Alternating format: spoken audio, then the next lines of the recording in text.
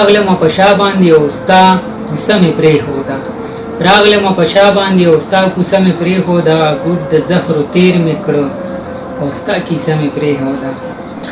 ما د قدمونو نښې ورانې ستا په چم کې کړې اور مې یو ځای ووجلو بل ځای لمبه مې پرېښوده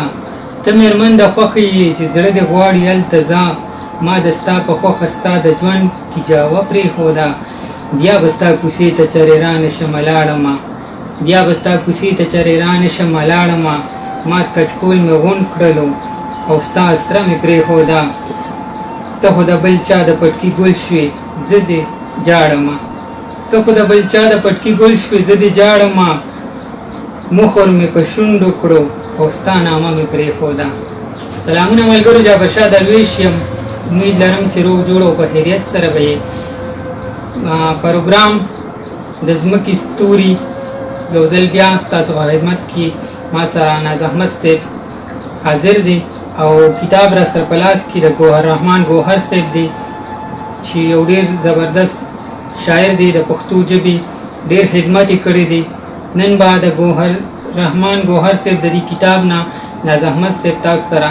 شعرونه غزلونه شریک کوي نو مخکې پروګرام ګورئ بسم الله الرحمن الرحیم ګرانو مینوالو سلامونه نن چې ان شاء الله مونږ کوم شاعر را مخې ته کړی دی نو ډېر لوړ مقام لري پښتو ادب کې او د دې شعر خالق دی چاته فریاد وکړم چې چا وخوړم د داشنا سترګو بلا وخوړم چې دا ډېره موده مخکې خدای بخلي کشور سلطان ویلو او الله دې ګورمان ګوهر صاحب ته ژوند ورکړي الله دې ورته په ژوند کې برکت واچوي ځکه مونږ د قریب نه پیژنو مونږ ورسره لنډ ناس پاس پاتې شوي نو ډېر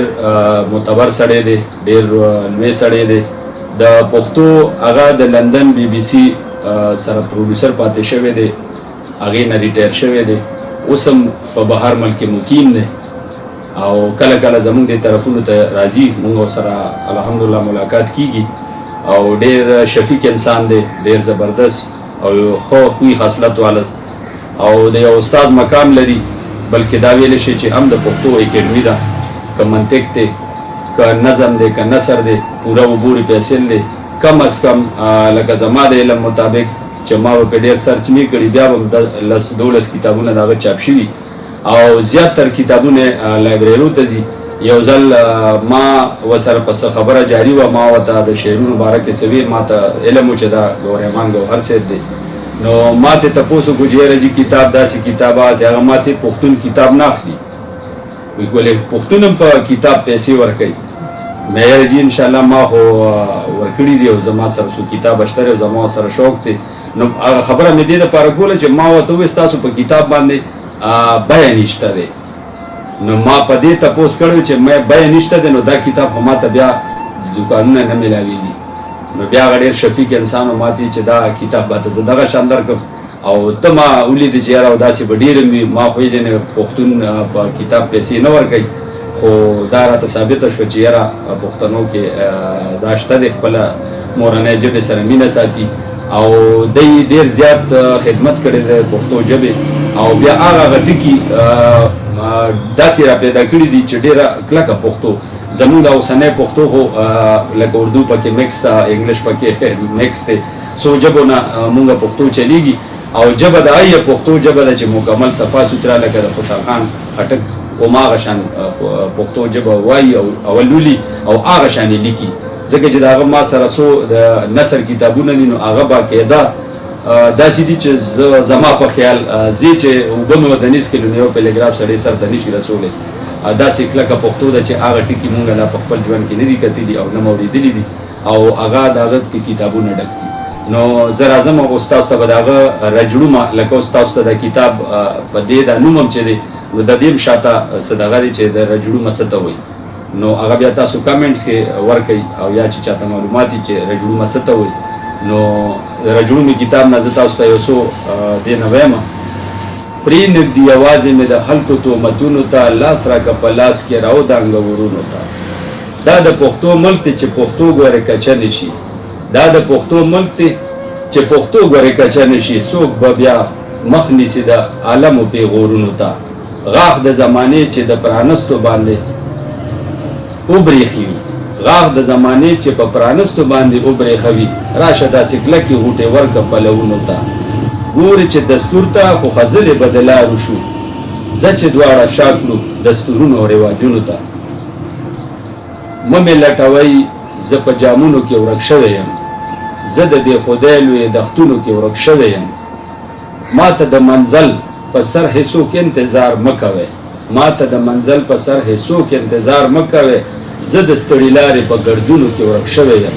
شګې چاڼوی راپسې سله لاسه وتی یم زه په خړو خړو سیلابونو کې ورک شوی یم چا یوه لحظه لمبه لیدلي چا ونه لیده چا یوه لحظه لمبه لیدلي چا ونه لیده زه لکه د ستوري اسمانونو کې ورک شوی یم پرې مې دی چې سترګې مې همداسې پټې پټې وي پرې مې دی چې سترګې مې همداسې پټې پټې وي زه د خپلې مینې تیر وختونو کې ورک شوی یم ګرځم په هغو زړو چمنونو کې چرته یې په کمو هیوادونو کې رالمه خو تا ته چرته کې نه ښکارې ونښتې په کمو جنجالونو کې زړه دې جوړ زمانه رغېدلی دی زړه دې جوړ زمانه رغېدلی دی نه ښکاري په هاغو بورجلونو کې بیا چې پښتانه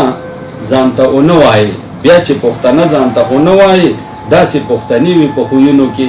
وګوره لږ ماته زما مینې ته داسې پښتانه وي په ننګونو کې ستړي شوګیرې دې را په غاړه کې یخ یخې شپې دې را په غاړه کې ستا خیالونه ریشم په خیالونو کې لوی تنستی دې را په غاړه کې